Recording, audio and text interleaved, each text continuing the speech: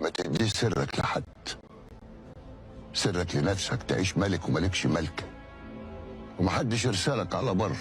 اللي تعرف بره انتهى امره. بس سليم وبحر مش ولاد عمي، دول اخواتي. اخواتك وسندك ودارك ما قلناش حاجه طول ما لقمتهم في يدك.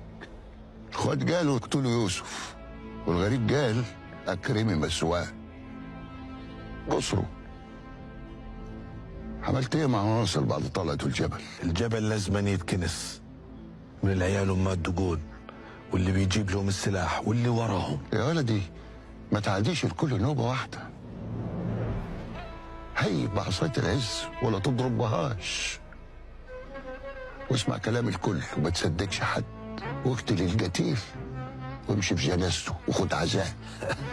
والله يا عم اسم حكيم خايل عليك اكتر مني. خلاص يا ولدي، اللي وراي مش قد اللي قدامي. انا ايامي بترمح قدامي ما قدرش احصلها. زين زين ولو فوق ال70. العمر حرامي بيسرقنا يا ولدي. العمر اللي غفلني وجري. كنت بتشرب سجاير ولا معسل يا حكيم؟ حد الله يا عمي حد الله. اديك واعي السجاير عامله فيا ايه؟ بقيت ماشي بالخراطيم. كنت فاكر ان صحتي مش هتحاسبني، طلع كله متشال. صباح الخير يا ابوي. صباح الخير يا حكيم. ايه يا حكيم دي؟ ده عمك كبيركم، تقول له يا كبير وتحب على قده قصاد الصغير والكبير.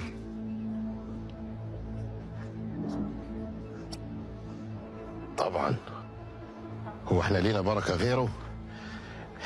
دلوك المقبره اللي في فرشوط هتفتح الليله وعايزين حق اللي فيها لاصحابها. في شوال مع برنس، في يجي 5 مليون، بس فتح عينك.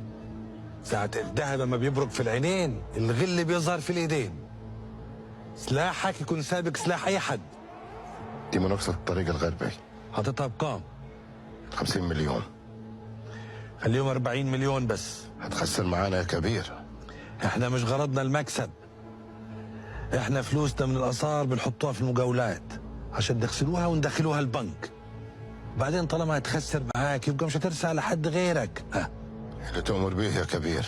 عاوزك تأكد على كل أكابر وعيان جنى وناسنا في الصعيد وبحري، عشان ليلة نوح الصغير عايزها ليلة ولا 1000 ليلة.